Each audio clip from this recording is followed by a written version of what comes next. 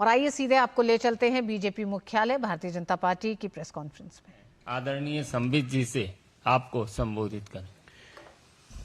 धन्यवाद संजय जी, धन्यवाद के शर्मा जी, और आप सभी बंधुओं का भी धन्यवाद कि आज इस प्रेस वार्ता में आप सब हाजिर हैं।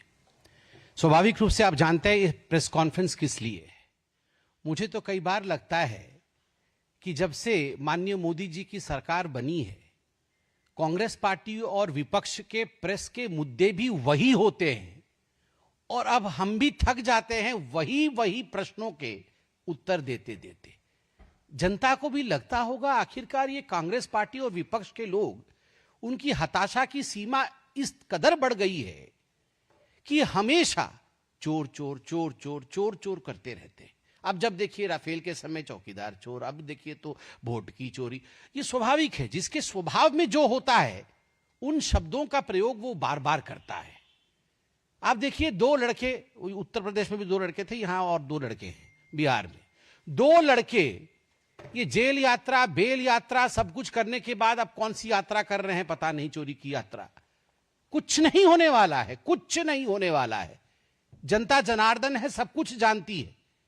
एक चारा चोर और दूसरा पूरे भारत के सब पदार्थों की चोरी करने वाले परिवार, ये मिलकर के संवैधानिक संस्थाओं को जो चोर घोषित करने का काम कर रहे हैं, यह आपत्तिजनक है। कल इलेक्शन कमीशन ऑफ इंडिया ने, चुनाव आयोग ने एक प्रेस कॉन्फ्रेंस किया।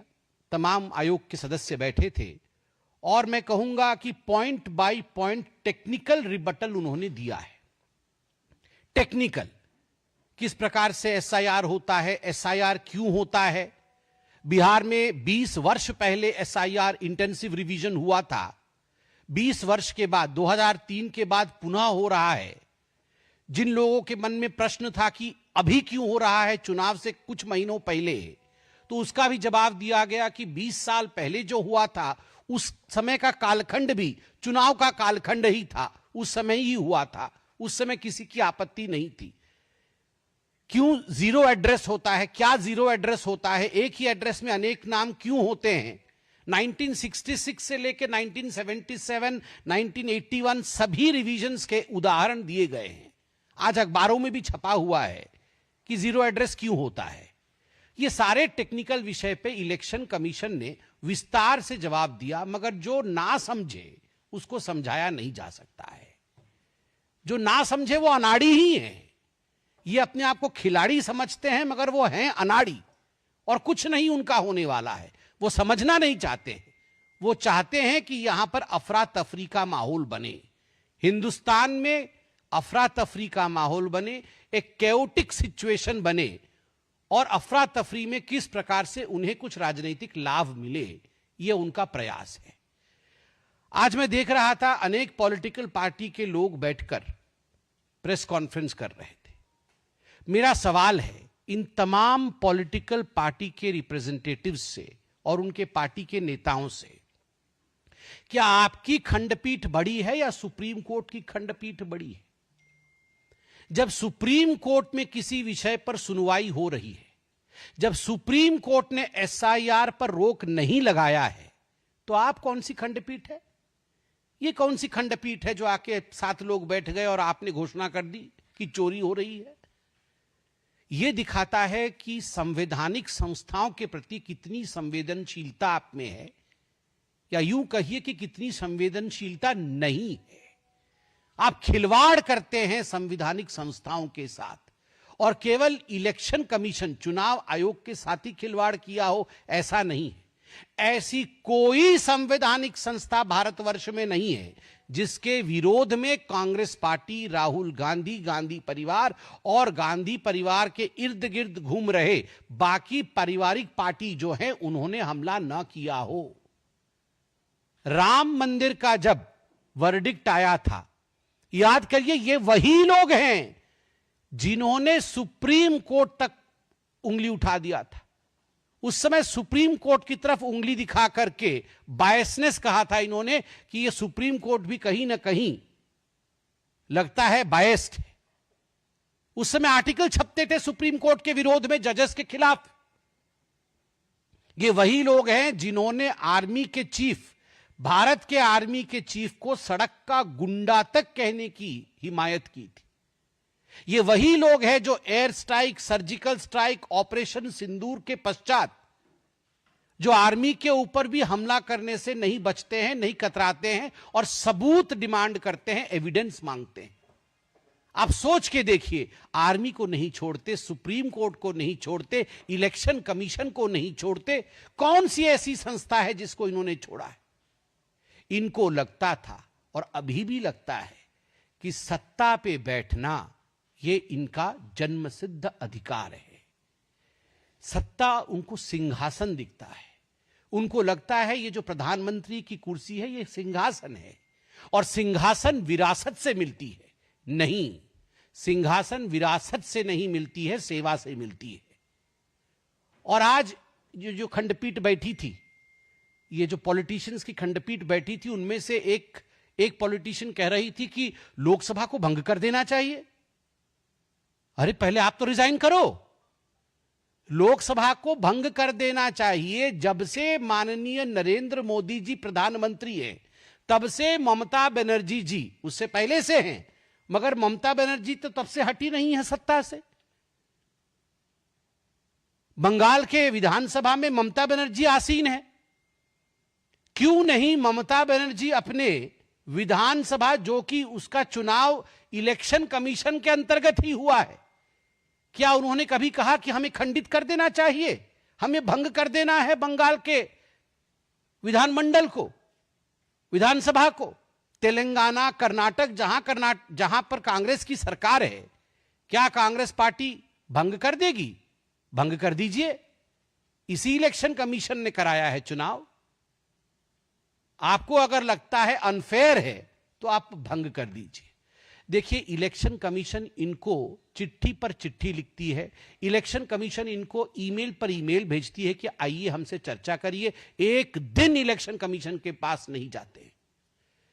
इलेक्शन कमीशन ने कहा 45 दिन का समय होता है। ये इलेक्शन कमीशन क्या कहेगी? ये भारत का संविधान कहता है 45 दिन का समय होता है। आपको अगर लगता है आपके विधानसभा में, आपके लोकसभा में गड़बड़ी हुई है, जिसके कारण से विपक्ष का प्रतियोगी जीत गया है, विपक्ष का कैंडिडेट जीत गया है, तो 45 दिन के अंदर कोर्ट की शरण में जाइए। आप जाके रिट पिटीशन करिए, इलेक्शन रिट पिटीशन करिए। एक ने इलेक्शन रिट पिटीशन किया, ना बीएलए कंप्लेन करेगा, ना इलेक्शन रिट पिटीशन होगा। सड़क पे जाके चोर चोर चिल्लाएंगे, सदन नहीं चलने देंगे। एक ही राग है इनका, मैंने किसी पिक्चर में देखा था, अब्बा डब्बा चप्पा।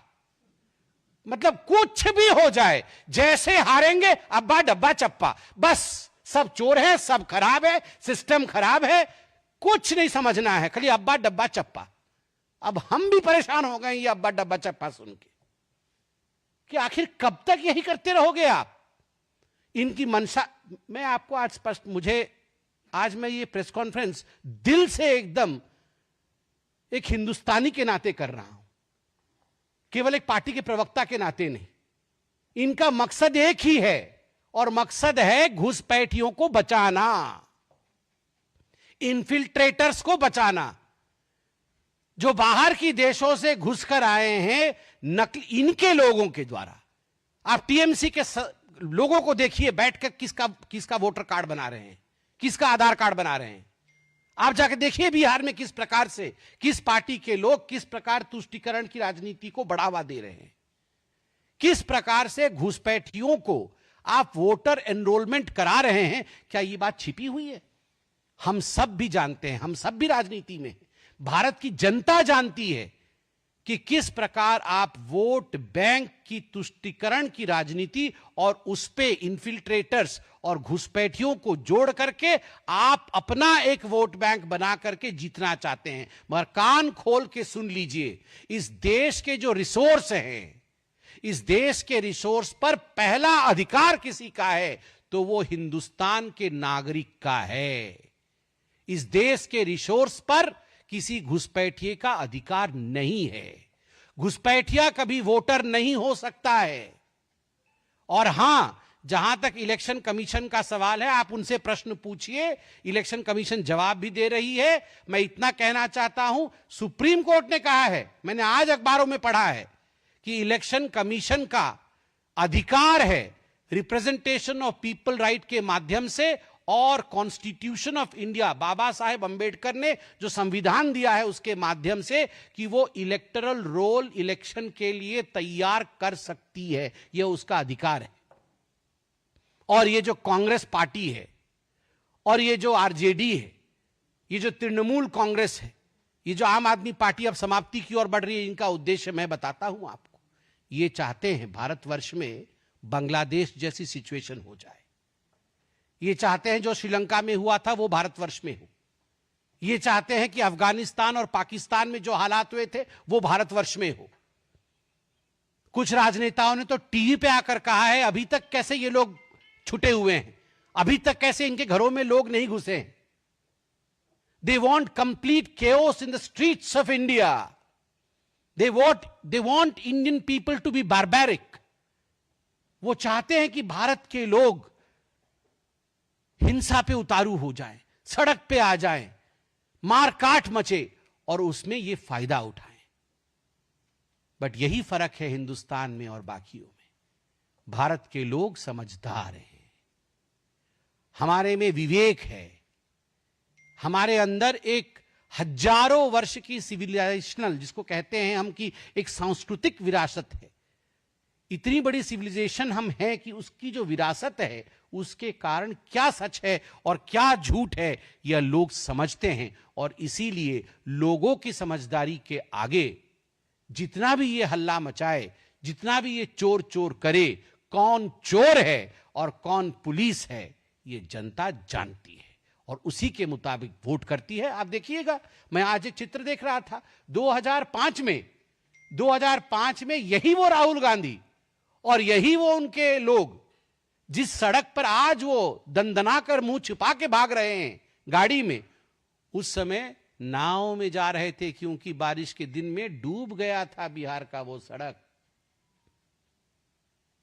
डूबे सड़क से चमचमाते सड़क, यह दिया है एनडीए ने, यह दिया है मोदी जी ने और भारतीय जनता पार्टी ने। स्वाभाविक रूप से पहली इनकी किस्मत चमचमाती थी, अब सड़कें चमचमा रही है, तो इनको चाहिए डूबे हुए सड़क, मगर इनके किस्मत चमके, ये यही चाहते हैं, जनता नहीं होने देगी। कोई प्रश्न हो तो अवश्य पूछे।